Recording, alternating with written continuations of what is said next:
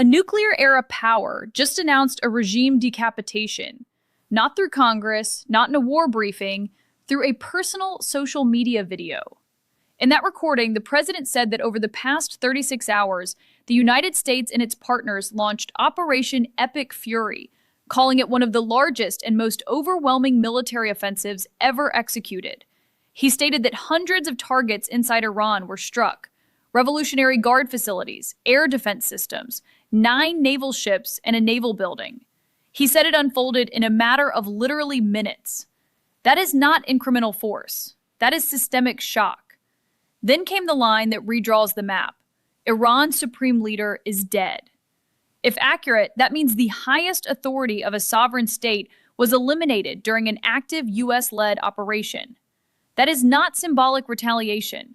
That is strategic decapitation at the top of a national command structure. The president described the leader as responsible for the blood of hundreds and even thousands of Americans and for the slaughter of civilians across multiple countries. He claimed that across Iran, voices were cheering and celebrating in the streets after the death was announced. But here's the destabilizing variable. There were no reporters in the room, no press pool, no live questioning. The declaration was delivered in a controlled format while, according to the president, combat operations continue in full force. 3 U.S. service members have already been killed in action, and he said there will likely be more before this ends. A regime leader declared dead, active combat expanding, American casualties confirmed, no defined timeline. This is not a completed operation. This is a point of no return. The event is explosive, but the structure behind it is even more destabilizing. The president said combat operations will continue until all of our objectives are achieved. No timeline, no defined endpoint. Not days, not weeks, possibly months.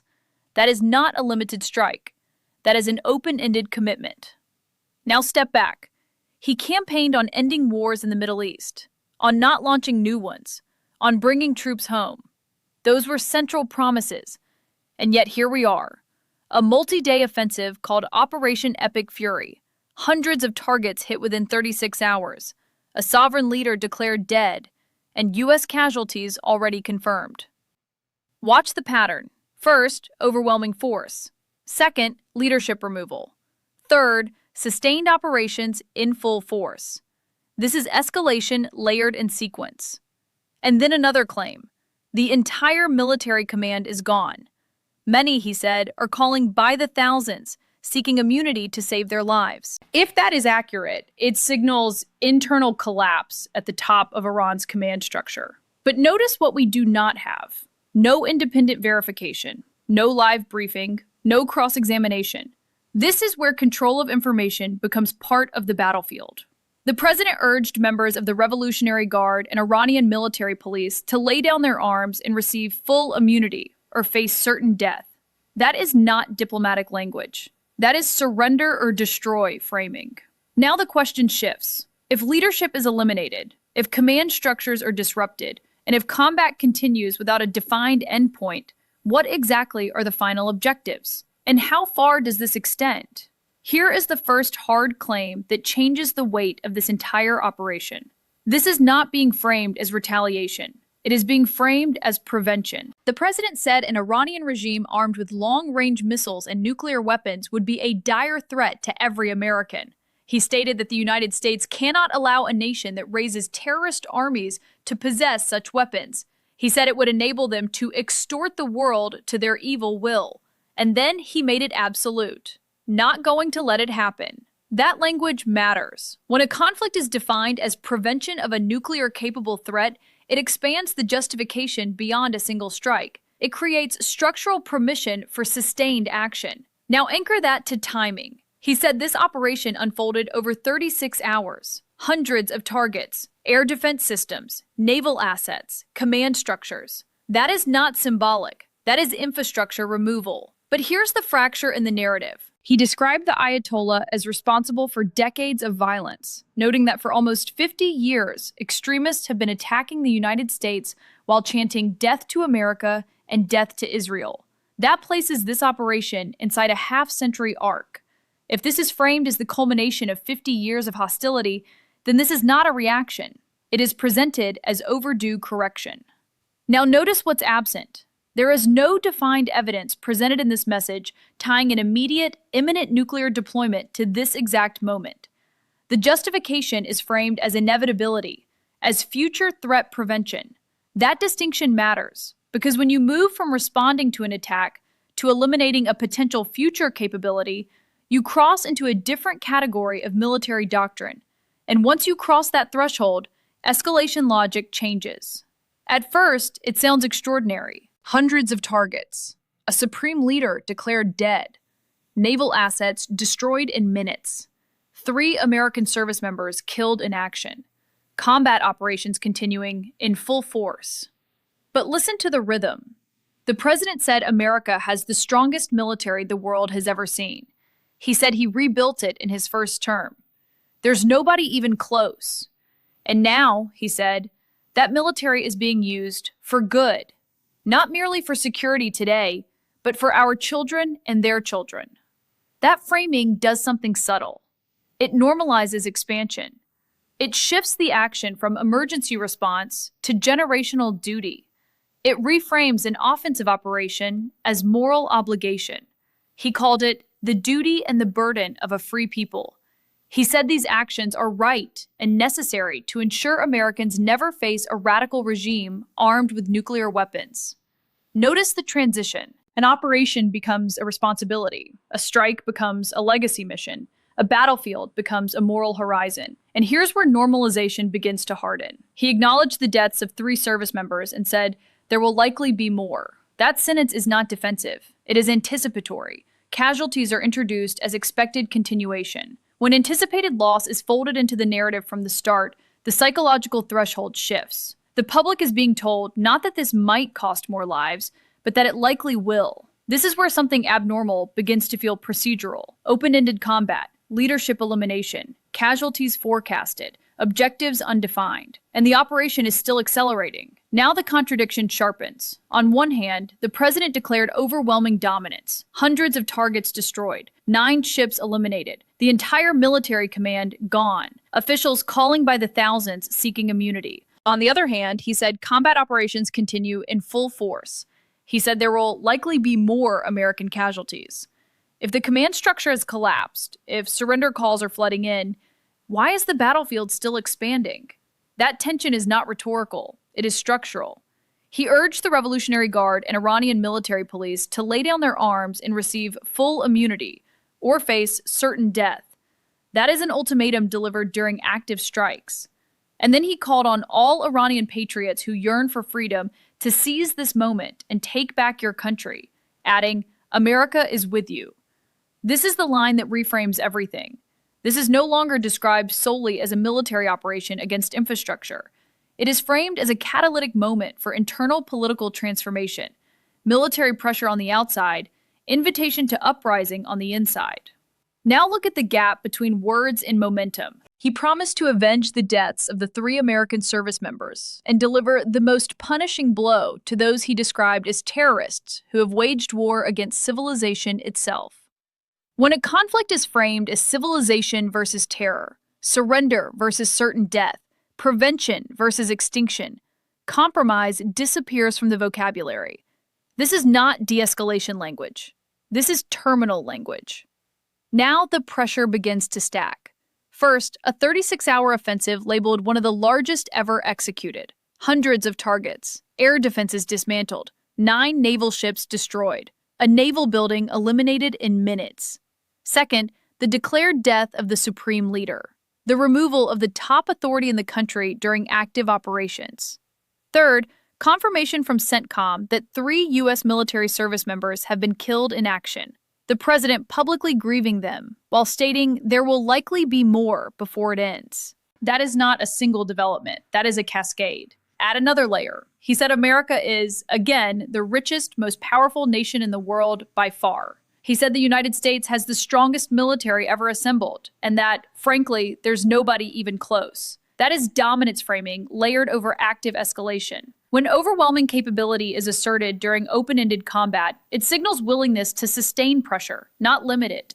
Now watch the velocity. Combat operations continue in full force. Objectives remain undefined. Duration remains undefined. Internal surrender calls are claimed to be coming by the thousands. Casualties are forecasted. Immunity is offered to those who lay down arms. Certain death promised to those who do not. Momentum is no longer linear. It is compounding. And here is the destabilizing question that follows all of it. What happens if this doesn't slow down? Now remove the map, remove the flags, remove the rhetoric. What remains is this: open-ended combat between the United States and Iran, active right now, with casualties already confirmed and more expected. 3 American service members are dead. Their families were told. The president publicly honored them and sent immense love and eternal gratitude. And in the same breath, he said there will likely be more before this ends. That is not distant. That is immediate. If operations continue in full force without a defined timeline, that means more deployments, more alerts, more names added to briefings, more families waiting for updates. You do not have to choose a side to feel the weight of that. You just have to understand what open-ended escalation means in practice. It means economic shockwaves. It means energy markets reacting to instability in a region tied to global supply. It means cyber retaliation as a possibility. It means uncertainty layered into daily life. And here's the quiet part. When a sovereign leader is declared dead during active operations, regional actors do not freeze. They calculate. Allies reposition. Adversaries probe. Velocity spreads. You may not be in uniform. You may not be in the room where these decisions are made. But when combat continues without a visible ceiling, the ripple does not stay contained. If this feels close to home, say that in the comments, because this is no longer abstract geopolitics. This is active history. Step above the battlefield for a moment. What makes this possible is not just firepower. It is narrative control layered over force projection. The president did not announce this in a press conference with immediate questioning. He released a recorded message through his own channel. No press pool, no live cross-examination, no officials circulating on Sunday shows to answer detailed operational questions. Information moved in one direction. That matters. Because when combat operations are described as continuing in full force and objectives are undefined, the story itself becomes a strategic instrument. The frame defines the tolerance for duration. The language defines the public threshold for loss. He framed this as prevention of a nuclear-capable regime, as protection for our children and their children, as a moral duty of a free people, as civilization responding to terror. That framing builds structural permission. It narrows the acceptable debate space. If the mission is generational security, then short-term cost becomes positioned as necessary sacrifice. And here is the systemic insight. When overwhelming military capacity, open-ended objectives, and controlled narrative delivery align at the same time, escalation becomes easier to sustain than reversal. Because reversal requires redefining the mission, and no redefinition has been offered. Now look forward, not with certainty, with trajectory. If the president's claims hold, Supreme Leader dead, command structure disrupted, surrender calls coming by the thousands, one possible path emerges: rapid internal fragmentation, power vacuums, competing factions, a scramble to stabilize authority before the collapse spreads. In that scenario, outside pressure accelerates internal fracture. The offer of full immunity becomes leverage. The warning of certain death becomes enforcement. Combat continues in full force until objectives, still undefined, are declared achieved. That is one path, but there is another. When leadership is removed during active operations, consolidation can occur instead of collapse. Hardliners regroup.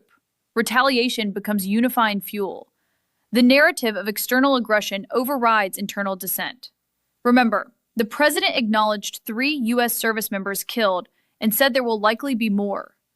That signals expectation of sustained resistance, not immediate surrender. So velocity matters. If surrender calls are real and widespread, the structure may crack quickly. If they are overstated or fragmented, resistance may intensify. And here is the unstable variable: duration. Days feel contained. Weeks feel entrenched. Months redefine reality. The next move is already forming inside that timeline. Here is the sharpest truth in all of this. This was not presented as a strike. It was presented as a turning point. A 36-hour operation labeled one of the largest ever executed. Hundreds of targets hit. 9 naval ships destroyed. A sovereign leader declared dead. 3 American service members killed, with more losses likely ahead. Combat continuing in full force. Objectives undefined. Those are not closing signals. Those are opening signals. The president framed it as prevention of a nuclear-capable threat, as protection for future generations, as the duty of a free people confronting extremists who have chanted death to America for nearly 50 years. If that framing holds, then this is not a contained episode. It is the start of a restructuring effort. And here is the reframing that changes everything.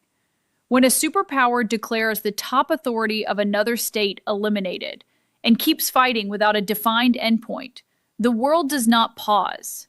It recalculates. Allies measure commitment. Adversaries test limits. Markets react. Militaries reposition. Narratives harden. This is not about a single announcement on a social feed. It is about whether this moment becomes a contained shock or the first chapter of a longer realignment. The president ended his message with "God bless our incredible warriors" and "God bless the United States of America." But history will judge this moment not by how it was declared, but by what it triggers next. If you want analysis that tracks what unfolds from here, without noise, without panic, just structure and consequences, subscribe. Because this story is not over. It is accelerating.